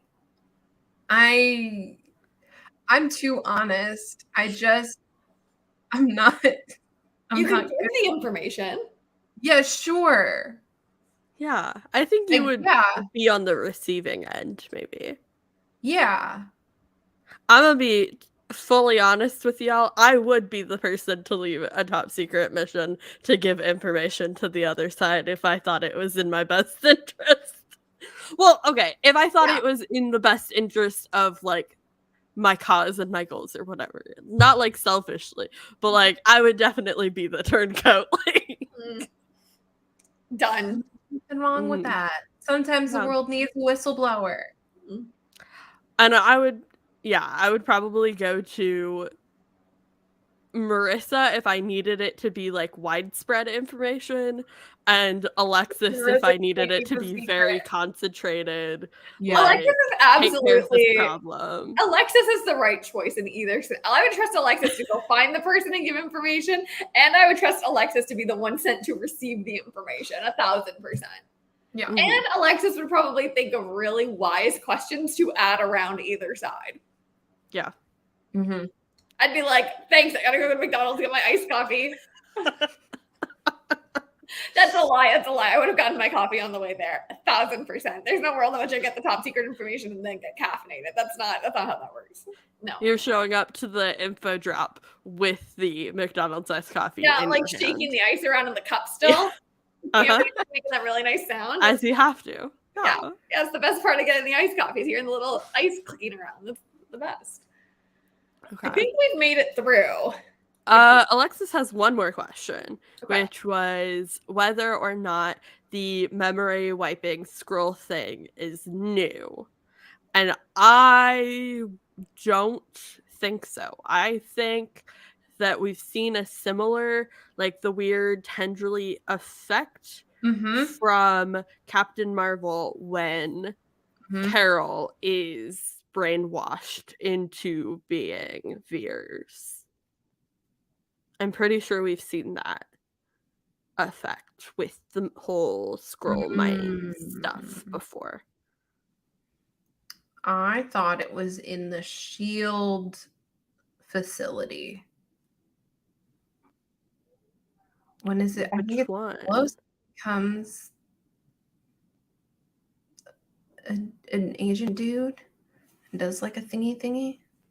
Oh, with the like fingers to the head. Yeah. Thing? Oh, I thought it was referring to like the strapped in, like all of the bodies in the with this is my question. Is that to me? Did I miss some detail of dialogue that was about harvesting memories? Because to me, that was just a way for them. I thought it was to about preserving the link. I thought it was preserving the like people in the like comatose state, and they were retrieving or at least copying the memories to be able to better impersonate the person. Oh, I thought it was just about having a stronger tether so that you didn't make the copy and then let that person back out into the world. You could always go back and refer to that copy. I thought it was about like getting like all of the memories and experiences of that person and copying it into the scroll brain so they could like better assume. Yes, I mean that sounds good. I don't know. Maybe we'll learn, maybe we won't. I don't know. I didn't rewatch that scene. I had to rewatch the ending because I thought that what happened was not what happened the first time. I did not rewatch it. I texted Marissa and asked Marissa to explain it instead of me having to rewatch it. Yeah. Interesting. I did not pick up on a lot of things going through. However, that end sequence, I feel like I had a really strong grasp on. As soon as we saw that little girl and we started following her, I was like, oh, that's that one dude. And then you kept getting the transitions. And then you get I did not get the pew part. I thought that was the real pew for a second.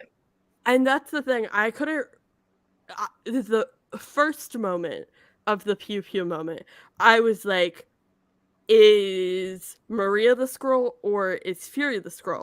Okay. And then after Maria fell, I went, oh, it's Fury was the Skrull. Was the leader dude. Grab it. I thought that guy. Grab it. Yeah, I thought it was both of them. Like the whole first end of the episode, like through the credits where that's well, because you see him and then you have Fury. I was in a state of shock. I completely that's fair. That's so valid. I had a great transition a few minutes ago that I couldn't make. So I'm just gonna hard transition us to the left. Let's go through some of our notes from. We still have 2 more Alexis questions for the co-hosts. Okay, let's save them for the end of the episode. Let's just transition and talk about some of our notes for a little bit. We've been asking questions for a while. Let's like spice things up, switch things around. Y'all talked about that little girl, that Fury, right? Yeah. So I took a note. When she came on screen the first time, she was holding that bouncy ball that was really colorful. And I said, that bouncy ball is the only reference to Pride we will see from the MCU this month.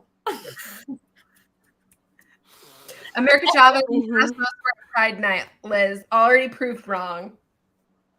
Listen, and an MCU property this month, that's all we're getting. That's all we're getting. That's why I wanted to hard transition. I just really wanted to say that I took that note because I was like, okay, MCU, pop off. Who else has a note that they would like to share with the class? I have a silly, funny one, or I have one that could spark a deep and serious conversation. Whatever you would like. All right, we're going to start with the silly, goofy one. Okay. When they entered the compound that's in the, like, reactor city thing, right? As they were exiting the building for Gaia? Yep. And driver bestie to go do the pickup drop off or whatever. On the right side of the screen, there was this like metal container contraption or whatever that had like soda in Cyrillic on the side of it, and then like a bottle thingy.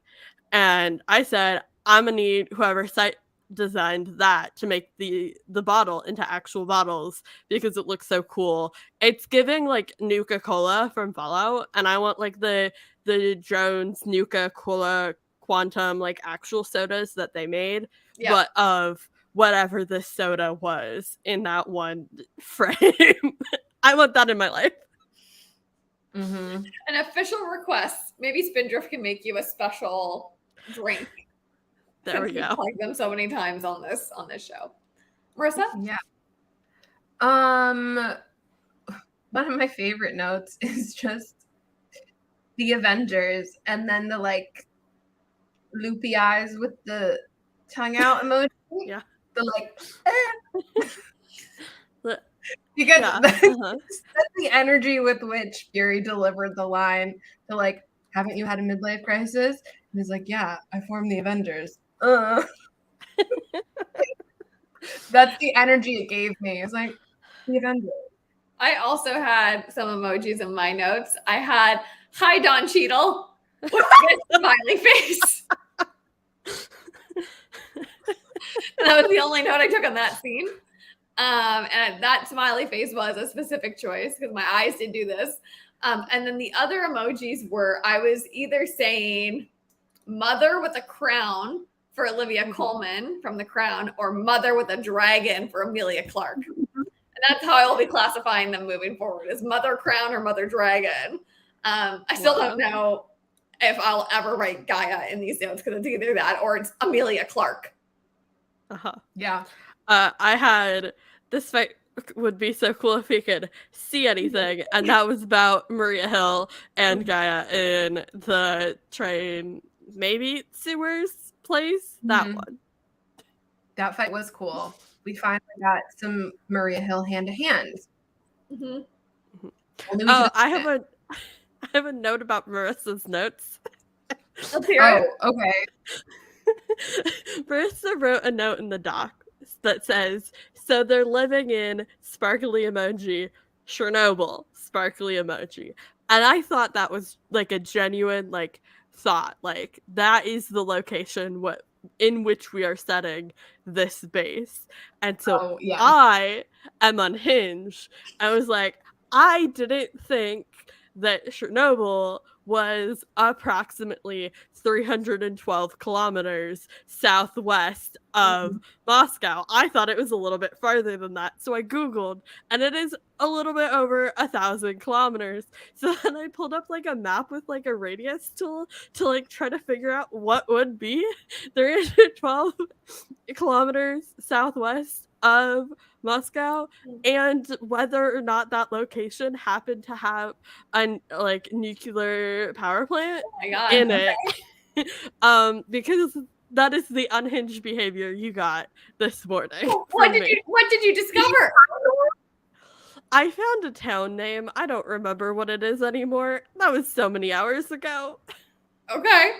I can find it.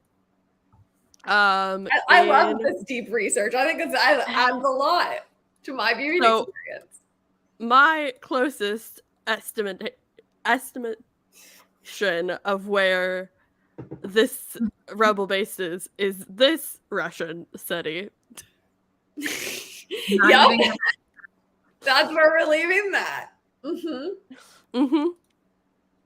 I could probably sound it out if it was in the Cyrillic alphabet, but I cannot do the Anglicizers. Yeah, I'm not gonna give it a try. Who's next to share a note? Is it Marissa? Is it Fly? Sure. You? Or am I It may be you. You have one? Me?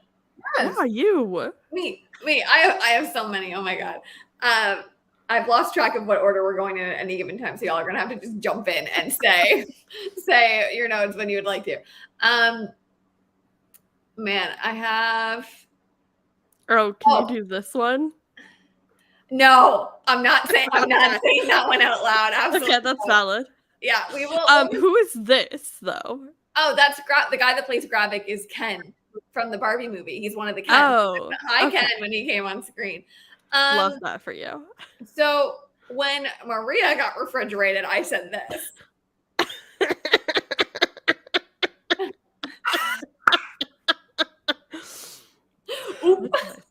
That was it. I just moved immediately along.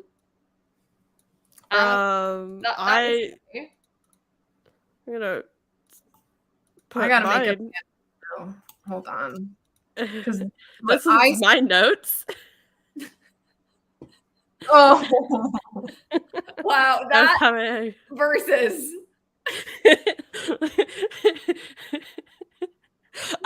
Okay, I need to preface that note with the previous notes. My last 5 notes in our note section of this doc goes, God, I want pretzels. This glasses overlay is cool. Decoy bags, comma, RIP. And then ... G as Fury shot Hill, question mark. And then this. So I was really going through it. Mine goes, I'm physically stressed, all caps, what? All caps, what? And then this. And yes, I went and took the time to capitalize every one of those choices. Those were choices. The way I felt when I read the word special guest star Colby Smulders was special guest star. As you should be. They really got me now. Amelia Clark gets paid millions to be Babtu and walk around with their arms crossed is correct. Accurate. Yeah, I thought that was great for her. I like to see her walking around just mad. I will say, I really, really loved her makeup. Mm-hmm. She has such a distinctive look from Game of Thrones. It's very like light blonde, big-eyed, kind of dewy face. And then from there, she did a couple roles where she was like very brunette, and they really washed out her skin and gave her these gross bags with a smoky eye. And I thought that was actually a really inventive take for her. And it actually really helped me watch her and disconnect from Game of Thrones and all these other roles that she's taken, like Me Before You and whatnot. So I didn't realize how much it was needed until I was watching it going, yeah, she is lost in this character. Yeah, not having a good time. And I mean, honestly, like, I think it's a credit to her performance that when we first met her, my immediate impulse was like, oh, she joined them as like a grief response. Like, this is her reaction to her mom dying. Nope. She didn't know her mom was dead. So like, Girly is really going through it right now. Yeah.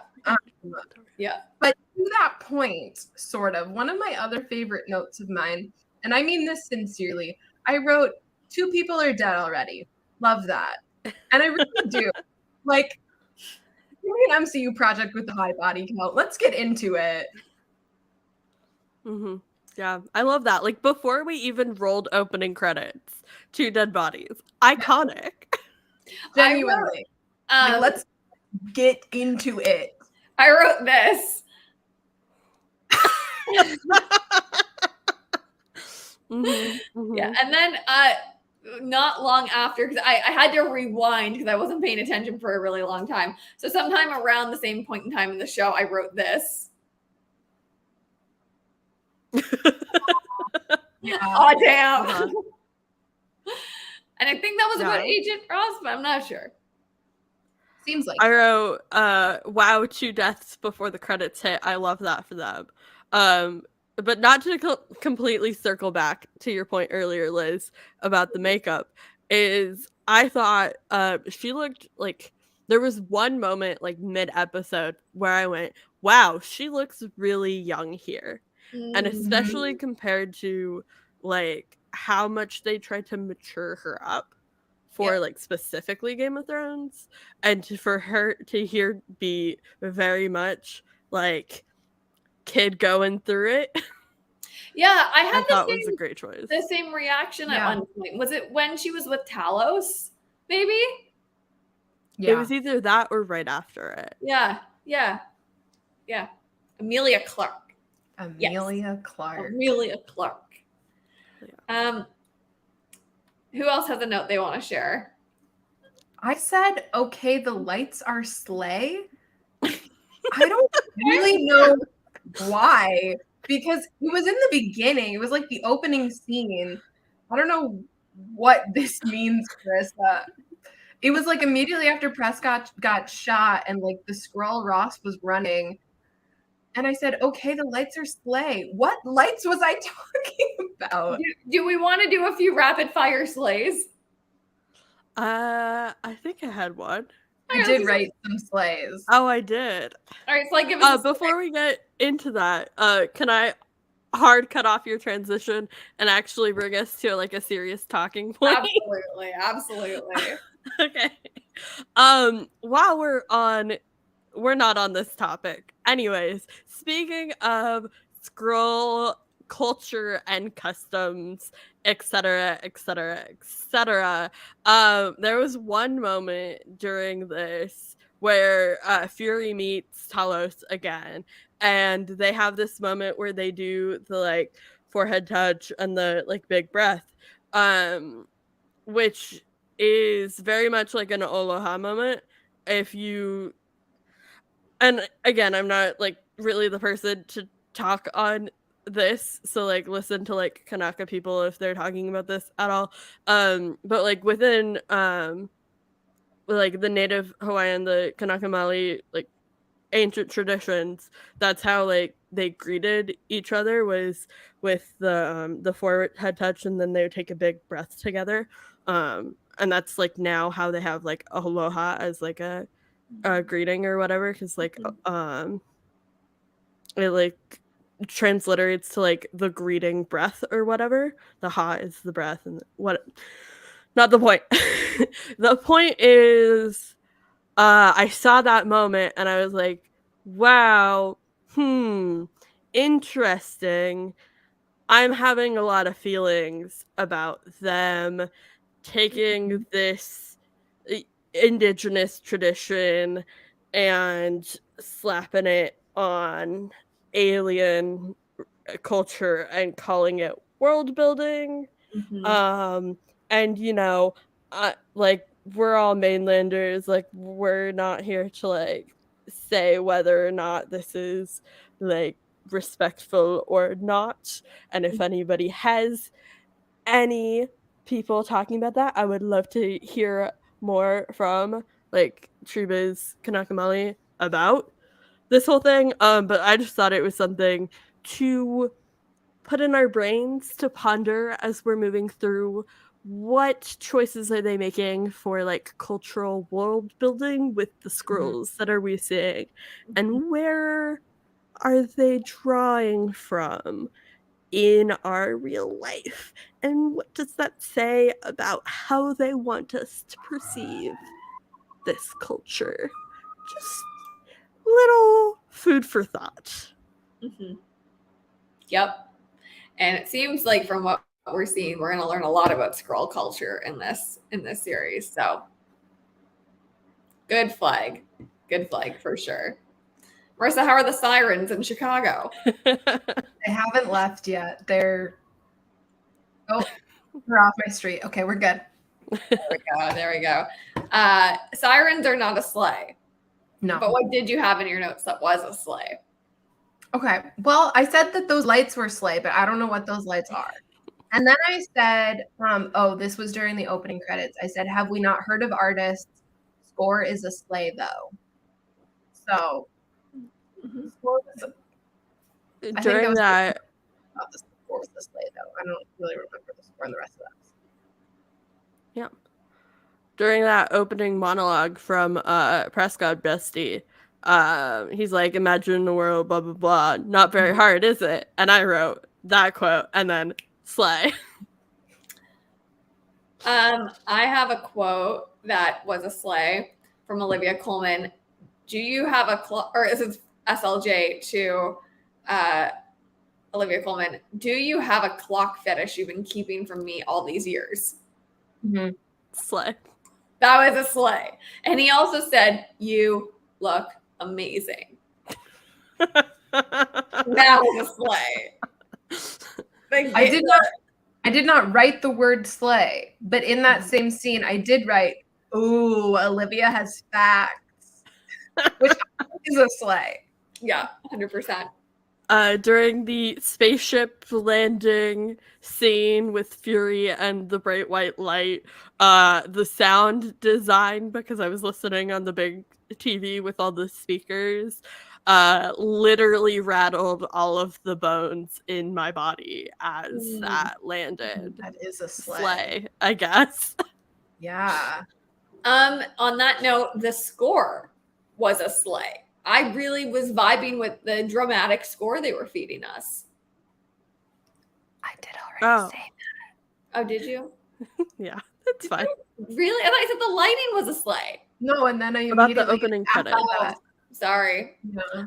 Okay, so my note was specific to like much later in the episode when SLJ's walking by himself. There you go. They have a bit of a moment with the girl with the rainbow ball. Yeah. So anyway, but still, you already flagged it. My brain is not with my body right now at all. No, you're just checking out when I'm talking, which is fine. I'll give you one. I had a note that this is not a sleigh. Marvel during that opening sequence, and there was the chase scene, and you saw them running up the stairs with the lights turning on floor from floor. Those are the lights I said was a sleigh. Oh, that's what you said was a sleigh. There we go. There it was. Yeah. I thought that was not a sleigh because I said Marvel is so weird with shots that thinks it's worthwhile. I do not care about the staircase lighting up because the shot itself was long. I was like, who did you cut from this episode so you could show us this staircase lighting up? Maria Hill's personality. Yeah, I guess. So sorry, Marissa. I did not think the staircase lighting was a sleigh. I was like, move on with it. What's gonna happen? I liked it. It helped fit my adrenaline. Okay, I appreciate that.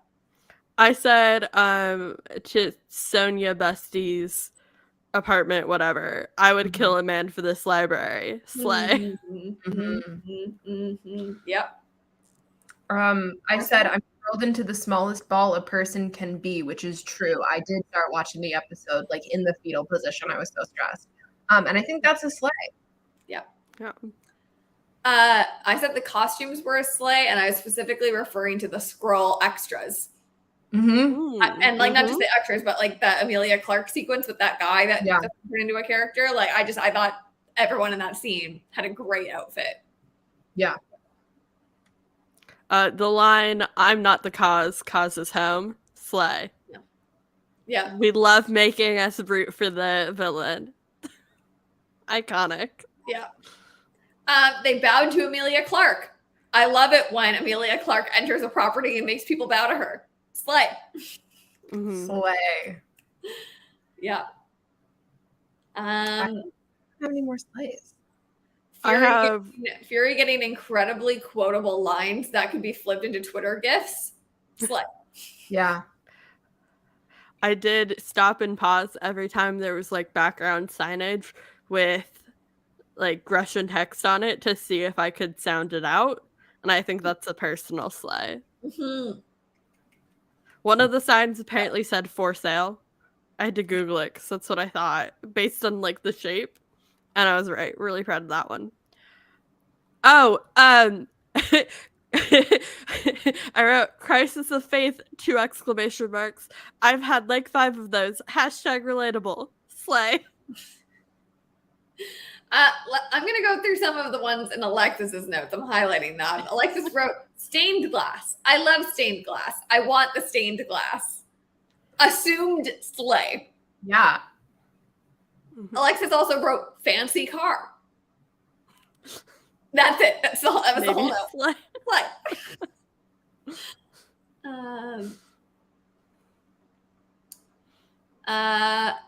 Alexis blocking out the parts I told her not to watch by singing Bad Bunny songs is a slay. There was an effect that was cool. Hill with the Russian, hot. Slay. Slay. Indeed. There's a history of Fury Hill chess games. Did I know that? I swear to God, that sounds like something straight out of fanfic. Someone uses as a writing device for Hill sexuality. Is this a super lesbian outfit or is it just me? Followed by, I'm sorry, did they just shoot Hill? Fuck you, Marvel. Fuck you. Wow. Slay. I have as not a slay, that scene with Fury in the bar where he references the slur, and me being reminded a couple years ago when there was a certain like internet speak phrase that was going around that included that word, and I was like, question mark eye emoji eyes, like, isn't that a slur? And then like I asked like young like people of color and they're like, what are you talking about? And I was like, I'm pretty sure that was a racist slur, but you all are looking at me like I'm crazy, so I guess not. And then as I was like watching that scene, that was my only thought about it. Mm-hmm. What are our predictions heading into the rest of this season? Let's predict something. We predicted things without knowing anything about the show. Now I think we need to predict some things knowing some things about the show. I wrote one down. Oh no, I started to write one down earlier and just wrote the bullet point. That's bad for me. I don't remember what my prediction was now. Oh no. I'm predicting that Maria Hill is refrigerated. Mm-hmm. And they're going to do the good old-fashioned woman swap and make Emilia Clarke the new woman sidekick. Because they've already established that Olivia Colman is almost like a juxtaposing presence in this show to him. They're not going to be teammates. They're kind of working against each other. So I think there's going to be like a new insert woman here thing. Yeah. New insert woman here for Nick Fury. That's my formal prediction. Why? He really does operate with insert woman here. You get Captain Marvel, the Avengers, like Black Widow. Yeah, he really does. Wow. Yeah, he's gonna get a new insert woman here. You're right. Wow. I think we will get, if not explicitly, at least implicitly, a reference to the Agents of S.H.I.E.L.D. Formula serum thing that they were trying to figure out how it like saves people and brings people back to life, and that is GH325. So keep an eye out for that being featured in imagery. Question mark? Marissa? Listen, I could give you a serious prediction, but I'm not going to. My prediction is that more previously established mainstream MCU characters are going to be revealed as Skrulls. I want surprises. I want shock. I want they did what to who. I want to be thrilled. I want to be entertained. Rock my world, Secret Invasion. Let's go. I'm writing that down. Rock my world, Secret Invasion. Let's go. That's the official prediction from Marissa. Oh, this is Iconic. I think the president is a Skrull. I had that same thought. Why would they introduce the president now if not for? And it was followed by that line of like, we don't know who in political office is. Like it was, yeah. I think that Rhodey is not a Skrull. I go back and forth on it. It was an interesting scene we were given. Yeah. And I think the way it was set up, I think they were trying to red herring it. They were trying to like give us vibes like, ooh, is he not? But it's actually the president. Yeah. Yeah. Mm-hmm. I think that we're going to see the widows. Might not be Yelena, but there's too many ties between that story and Russia, and then this story Bestie with Russia. the cool braids. I want her back. So I would maybe it's just I want to see the widows get pulled into this somehow, and all of those widows that we saw at the end of Black Widow that are like, we're gonna go out into the world, and then you're out in the world. Like some of you must have landed back. So yeah, the widows. And if we got Yelena, that would be like cherry on top. But that'd be the best day of my life. She's distracted right now though, so I don't know how that pans out. Yeah. Maybe not a prediction, but a want. I want at least a single Flurkin.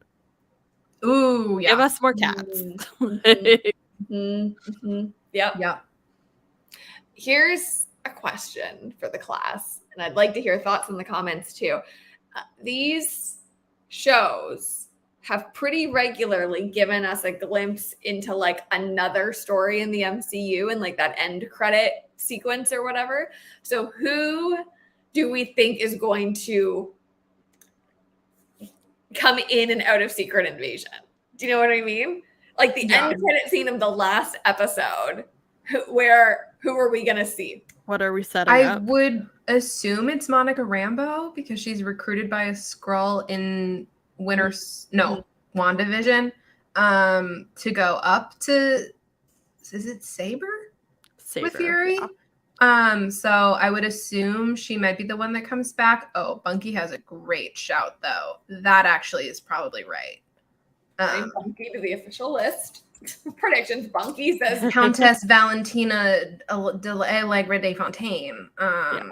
Yeah, we could just sideswipe the Marvels and go straight into a Thunderbolts world. Either of those I think makes a lot of sense. But who knows? Yeah. There's 5 more episodes. I really want them to take Saber and kind of make it into, oh god, Alexis isn't here to know all of my random one-off comic references. I think it's called The Peak, whatever that that station thingy that the man on the wall ? Is that the name of the comic? With Bucky and Daisy, where Bucky takes over for Fury. I want them to take that vibe for Saber and give us Chloe Bennett. Are we gonna get that? Probably not, but that's what I want to come out of Saber. Yeah. I want Harry Styles. Let's get him back. He's up there in space somewhere. Get him back. Harry Styles come back in end credit sequence. And that's as far as I'm going with that thought, because I don't know what he has to do as like the god of love in a Secret Invasion war on Earth with Skrulls. But that's why the MCU exists. Figure it out. Maybe they take this fight to the hand sticking out of the earth that nobody wants to talk about, and he's there singing All You Need Is Love. Yeah, that would be great. There's a multiverse where it happens. What if the hand sticking, I like this, the hand sticking out of the earth has just become a concert venue? Yeah, absolutely. Absolutely correct. Yep, absolutely. Okay, we're at time for this week. So why don't we pop the conversation there and just put it on the shelf in the refrigerator and bring it back out next week, just like they might with Maria Hill. Who knows? Ooh. Too soon? Too soon? Hard transition. You can find me on the internet at Producer Liz. Warner Brothers Canada. If you watch this 2-hour episode of Both of the After Party and you feel like inviting me to the Barbie event in Toronto next week, I do not have an invite at the current time, and I will book a last-minute flight to be there. So just slide into producerlizcollabs@gmail.com, and I'll be there. That's my plug for this week. Marissa? You can find me everywhere on the internet at Miss Abobissa, TikTok, Instagram, and Twitter. Warner Brothers, if you want to invite me to an event anywhere in the United States, missabobissa@gmail.com. I am also available. I will be in, spoiler alert, Los Angeles the weekend of the Barbie premiere. If there are any events whatsoever you would like me to attend, I am available. I will be talking more about Barbie, I'm sure, because it is the only thing occupying my brain right now. And all kinds of fun stuff like that. Sly? Cool, great. If anybody wants to get me a job with a Seattle-based sports team, or B, a way to get to the lovely province of Nova Scotia for 2 very fun preseason games for the next hockey season. I'm also available at cyclonemc@gmail.com. Hit us up. And if any of my lovely friends and people watching this who wants to consider perhaps starting a sports podcast with me so I can stop bothering all of my other podcasts with all of my info dumping on all of the sports that are currently happening. If you think sports are over right now, you're missing out on some of the best ones. Just saying. Hit me up for that too. That's the vibe right now. Not Sly looking to start a 4th show. A 4th. Listen, I had 4 shows. One graciously ended, and now with all of my negative free time, I'm like, I managed it before. I can do another show. So slide into the DMs if you want to start a sports podcast with Sly. And we'll see you next week to talk about episode 2 of Secret Invasion. Oh, not this. Bye.